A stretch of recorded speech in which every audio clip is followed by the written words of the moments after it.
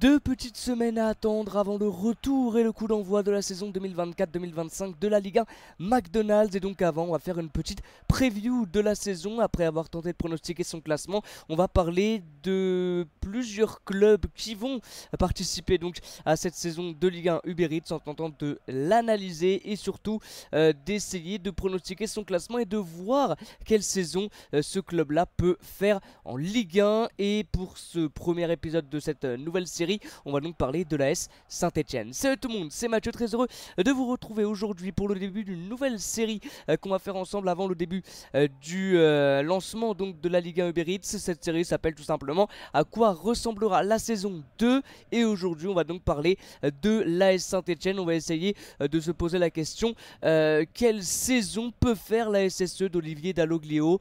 On va tenter d'y répondre déjà par son début de mercato, par ses forces, ses faiblesses, son coach, voilà, par plusieurs petites choses. Et on va donc commencer tout de suite par se rappeler un petit peu de ce qu'a fait la Saint-Etienne l'année dernière, avec une 3ème place en Ligue 2 et donc un barrage aller-retour gagné contre le FC Metz. Ils ont dû également faire un play-off contre Rodez qu'ils ont gagné à domicile, puis ils ont battu Metz à l'aller et au retour, ce qui a permis donc à Saint-Etienne de retrouver la Ligue 1 2 ans après l'avoir quitté. Les Stéphanois donc qui ont déjà commencé un petit peu leur préparation, ils ont fait quelques matchs amicaux, vous le voyez au niveau du calendrier. Ils ont perdu 5-3 contre Grenoble, 2-1 contre Montpellier, un partout contre Clermont. Je crois même qu'ils ont gagné contre Villarreal. Ils vont jouer aujourd'hui à 20 h contre Retafe, donc c'est des matchs qui montent quand même en intensité, hein. Tu passes de Grenoble à Villarreal à Retafe, donc c'est assez incroyable. Donc bien évidemment les matchs amicaux, en tout cas le score des matchs amicaux ne veut absolument rien dire et ne reflète absolument pas la saison que va faire la Saint-Etienne, mais ça montre déjà qu'il se frotte à des sacrées équipes, Villarreal, Retafe, voilà, ça commence quand même à être assez intéressant pour la préparation de l'AS Saint-Etienne, qui a gagné en plus 3-1 je crois contre Villarreal, donc c'est assez intéressant. Maintenant il y a des choses qui ont été vues en amical qui peuvent être gardées, mais le score par contre lui n'est pas trop à garder, il n'est pas très important dans les matchs de préparation. Alors on va commencer déjà par parler du mercato de la Saint-Etienne. On l'a déjà fait bien évidemment sur les différentes vidéos que j'ai fait sur le classement par exemple, où j'en ai parlé de la Saint-Etienne et de son mercato. Donc vous le voyez au niveau des arrivées, 5 arrivées, 6 départs. Et ce qu'on va faire donc aujourd'hui dans cette vidéo, c'est qu'on va analyser toutes les recrues de la Saint-Etienne, en tout cas de ce début de mercato de la SSE. On va commencer donc avec Younous Abdelhamid qui arrive de Reims. C'est un défenseur central, il arrive pour 600 000 €. C'est un gars très expérimenté qui a 36 ans, il est marocain, il est très grand, 1m90, gaucher, plus de 210 matchs en Ligue 1, 13 buts, donc c'est un attaquant qui marque beaucoup.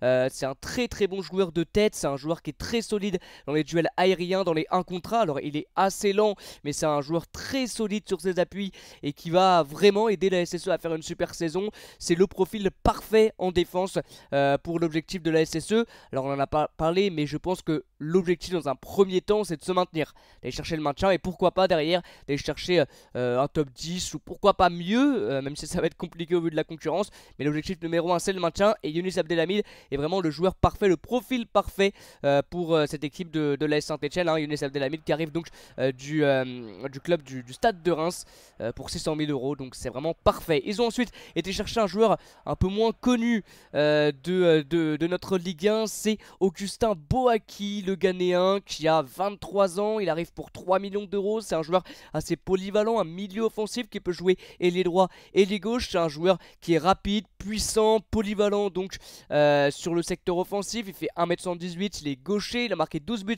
l'année dernière avec son club. Alors je crois qu'il jouait en Autriche, si je dis pas de bêtises.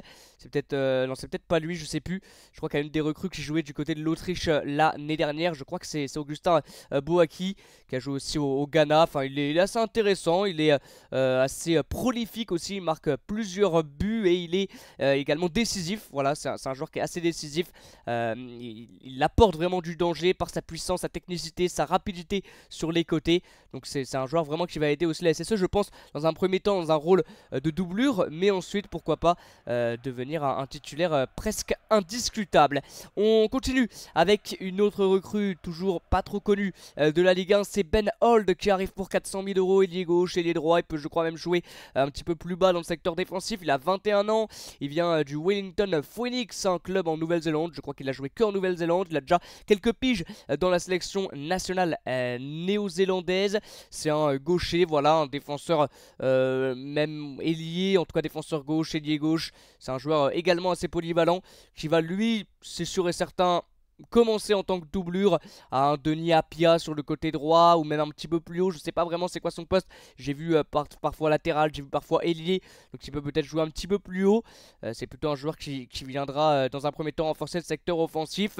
Mais voilà, c'est assez intéressant, comme je l'ai dit dans la vidéo du classement, c'est pas parce qu'on les connaît pas qu'ils ne sont pas bons, mais je trouve que voilà, Ben Holt et puis Boaki, c'est des coups qui je pense vont marcher, en tout cas je leur souhaite pour la SSE.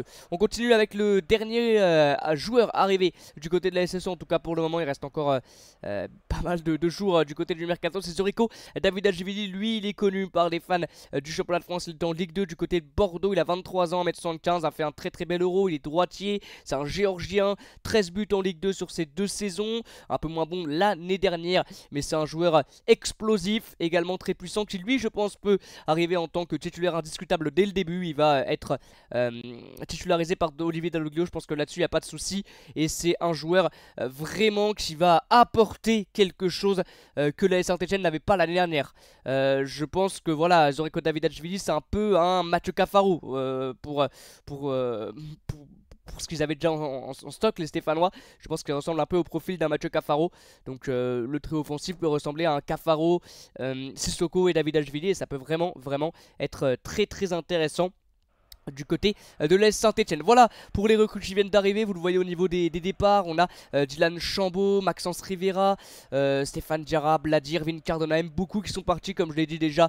Mais ça serait tellement intelligent d'aller rechercher Irvine Cardona en prêt ou essayer de l'acheter. Ça serait tellement intéressant. Ils perdent Chambaud, bon, qui ne joue un petit peu en deuxième partie de saison, mais c'est pas non plus la plus grosse perte. Rivera il jouait pas beaucoup. Ouais, Cardona c'est un peu dommage s'il n'arrive pas à le reprendre en prêt, parce que ça serait vraiment le coup du mercato je pense hein.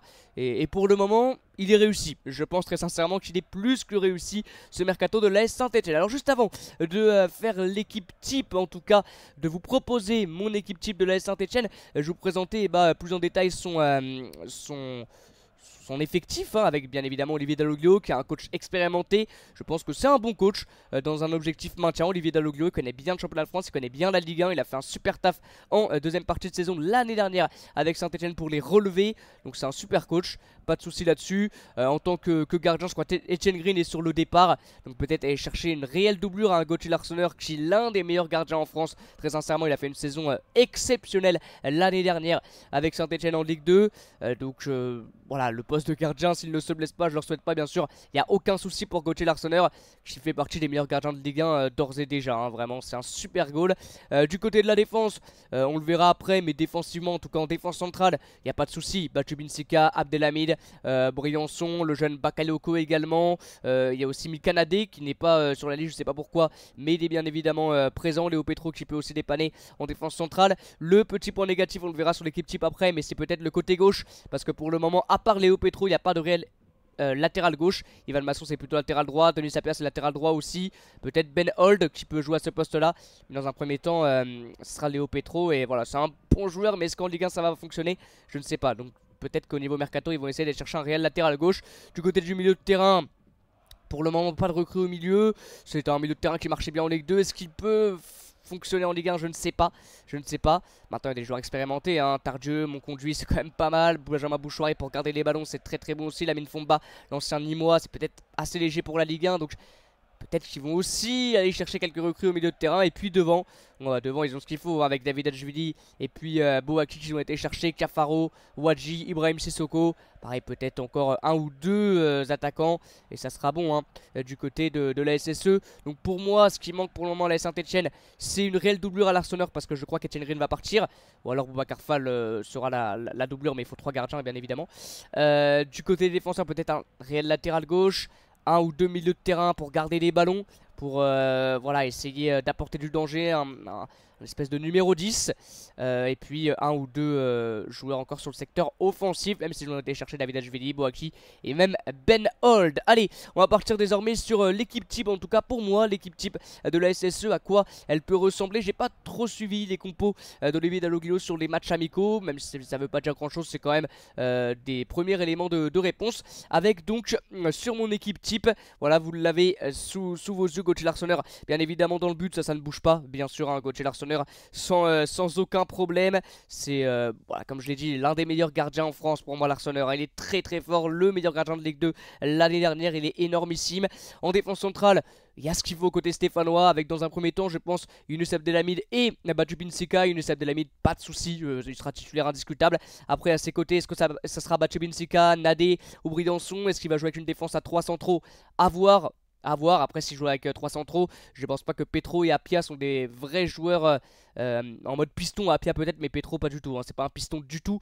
Donc à voir. Mais je pense qu'il va commencer avec une défense à 4 avec Abdelhamid et à ses côtés Batchoubine Sika, Bridançon ou Michael Nadé. Côté gauche, donc Petro, c'est le petit point faible. Il est bon, mais peut-être assez faible pour la Ligue 1 et il n'y a pas de réelle doublure. À part s'il fait jouer un Ivan Masson à gauche ou un Ben Holt. À droite, Apia, ça c'est très très bon. Au milieu de terrain, j'ai mis Bouchouari, Tardieu, Monconduit. C'est un milieu qui est complémentaire.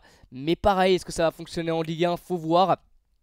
T'as Mouefek aussi, mais Mouefek qui peut rentrer dans le turnover. Lamine Fomba également au milieu. Et puis devant par contre c'est pas mal, hein. S'ils arrivent à installer ce trio là, et si ce trio là arrive à s'entendre, ça peut être très très bon, avec Zoreko Davidashvili à droite, Cafaro à gauche et Sissoko devant. Sissoko c'est vraiment le renard des surfaces, très très bon attaquant. Ça peut marcher en Ligue 1, ça va marcher en Ligue 1, l'ancien Sochalien. À gauche Cafaro, il connaît bien aussi la Ligue 1, l'ancien Rémois, et Davidashvili à droite. Je pense qu'il n'y a pas de souci pour l'échelon supérieur.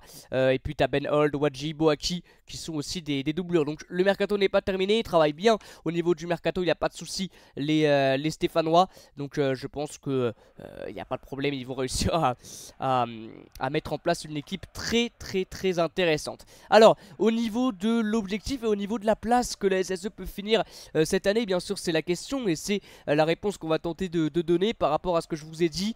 C'est une équipe quand même intéressante. Peut-être qu'au niveau de la profondeur de banc, à l'heure actuelle, c'est assez faible, mais il reste encore du temps au niveau du mercato pour renforcer tout ça, bien évidemment. Le point fort pour le moment, c'est le secteur défensif. Je pense que défensivement, ils peuvent installer un trio qui peut être très très bon avec Gauthier Larsonneur, bien sûr, dans le but. Et puis devant, du Abdelhamid, du Batchoubine Sika, du Briançon ou du Michael Nadé. C'est très très fort. Le milieu de terrain, faudrait peut-être encore aller recruter. Devant, sur les côtés, ça peut être aussi un point fort avec du Davidashvili, du Boaki, du Ben Holt, du Cafaro. Ça peut être très très très très bon. Donc je pense que la SSE au niveau effectif est plus haut que des équipes comme Le Havre, comme Angers, comme la JOCR, ces équipes qui étaient en Ligue 2 aussi l'année dernière. Enfin le Havre non, n'y était pas, mais Auxerre et Angers, ça peut être plus fort aussi que même une équipe comme Montpellier, hein. Ils peuvent finir devant une équipe comme Montpellier, devant une équipe comme Nantes sans aucun problème. J'avais mis assez haut dans mon classement, dans mon prono classement, et je pense que ça ne bougera pas ici, hein. Je pense qu'ils vont vraiment se maintenir facilement et peut-être même chercher un top 10. Peut-être pas une Coupe d'Europe, mais un top 10, genre une 9ème place, 10ème place, dans le ventre mou du classement. Je les vois vraiment finir dans le ventre mou du classement.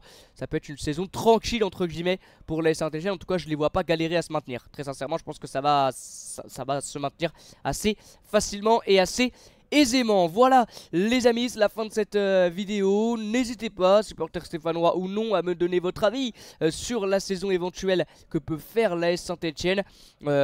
Voilà, n'hésitez pas à me le dire dans l'espace commentaire. Et ben moi je vous souhaite une bonne journée comme d'habitude bien sûr.